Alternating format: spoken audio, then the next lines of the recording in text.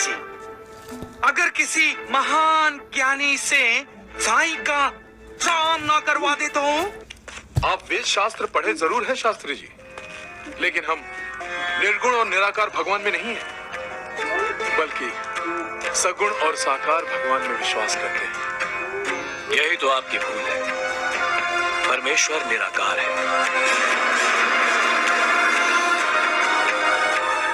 और आपको निर्गुण निराकार की ही उपासना करनी चाहिए, क्योंकि सगुण और साकार की उपासना करने के अज्ञान का फायदा पाखंडी उठाते हैं और अपने आप को भगवान मानने लगते हैं। शास्त्री जी, आप हमारे साईं बाबा का अपमान कर रहे हैं। अरे कैसे विद्वान हैं आप? केवल चर्म चक्षुओं से ही संसार को देख रहे हैं, अंतर चक्षुओं से नहीं। हाँ? श्यामा, शास्त्री जी विद्वान हैं और विद्वानों की सदा पूजा करनी चाहिए। महालसापति, शास्त्री जी आए हैं तो हमारी शंका का निवारण अवश्य करेंगे। शास्त्री जी, ब्रह्म के कितने स्वरूप हैं? 2। कौन कौन से? निर्गुण और सगुण। जो निर्गुण है वो निराकार है, अर्थात उसका कोई आकार नहीं, कोई रूप नहीं। और जो निर्गुण है साकार है, अर्थात जिसका आकार है, जिसका रूप है। तो एक ही ब्रह्म के ये दोनों स्वरूप हैं। यही तो कहा है मैंने।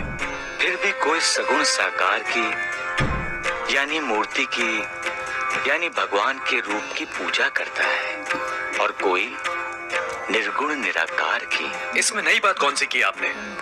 शास्त्री जी, शास्त्रों में गुरु को भगवान का दर्जा दिया गया है। ये ठीक है ना शास्त्री जी? जी हाँ। मनुष्य का पहला गुरु कौन है शास्त्री जी? मनुष्य की अपनी माँ। क्या वो निर्गुण है, निराकार है? क्या माँ अच्छे बुरे गुणों से रहित है? क्या उसका कोई रूप नहीं? गुरु के मार्गदर्शन के बिना कोई भी आध्यात्मिक पथ का पथिक नहीं बन सकता। मैं ठीक कह रहा हूँ ना शास्त्री जी? आप ठीक कह रहे हैं। आपका भी कोई गुरु होगा? जी। क्या वो निर्गुण है,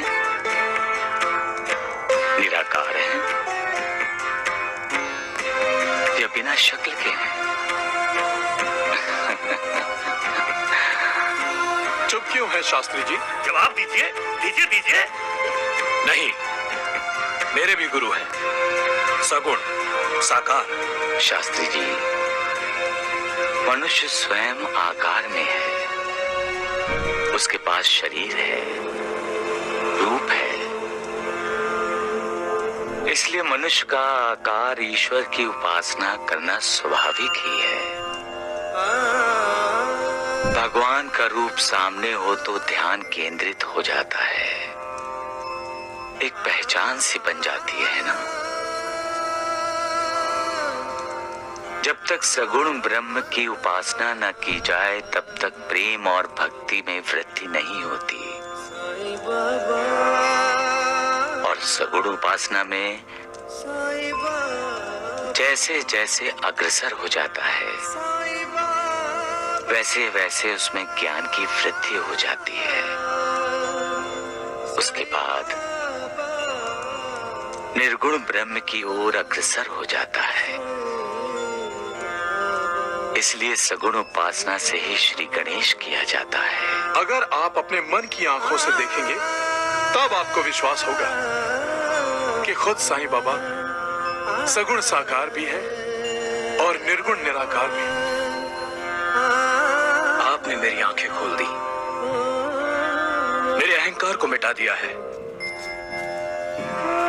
मैंने आप पर संदेह की उंगली उठाई।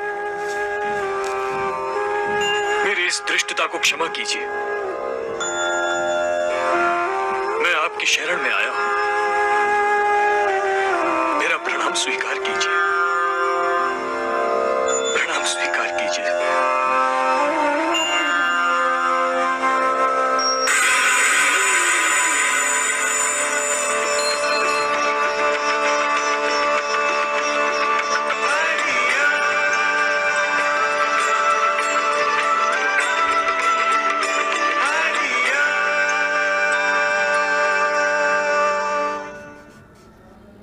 सद्गुरु साईनाथ, आप वैराग्य प्रत्यक्ष मूर्ति हैं।